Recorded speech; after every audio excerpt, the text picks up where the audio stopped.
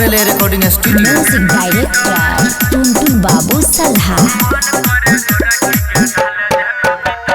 होलिया में बन छही बहुत पवित्र पिके बछड़िया गे तारी 4 लीटर मन करे गोरा की गे डाल देना भीतर मन करे गोरा की गे डाल देना भीतर मन करे गोरा की गे डाल देना भीतर लगा के चेक करबोगे थर्मामीटर मन करे गोरा की गे डाल देना भीतर मन करे गोरा की गे डाल देना भीतर।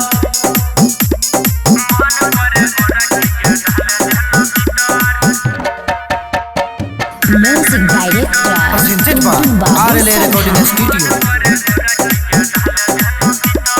डाल देबो छहुरी के घघरी उठा के घघरी उठा के घघरी उठा के टंगरी में टंगरी आई के फंसा के आई के फंसा के आई के फंसा के डाल देबो छहुरी के घघरी उठा के टंगरी में टंगरी आई के फंसा के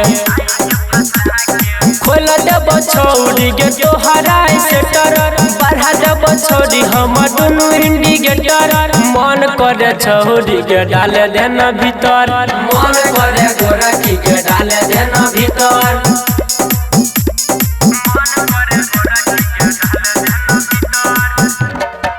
म्यूजिक डायरेक्टर टुनटुन बाबू सल्हा। गोरे गोरे गाल तनी छुए देगे गोरी छुए देगे गोरी छुए देगे गोरी रंग देबो धक के गोला का ढोरी गोला का ढोरी गोला का ढोरी गोरे गोरे गाल तनी छुए देगे गोरी रंग देबो धक के गोला का ढोरी कहर मंजिया दमाल चही हिटर लगा के चेक करबोगे अपन वाला मीटर मन करे गोरा की गे डाल देना भीतर मन करे गोरा की गे डाल देना भीतर। Presented by RLA Recording Studio। मन करे गोरा की गे डाल देना भीतर मन करे गोरा की गे डाल देना भीतर।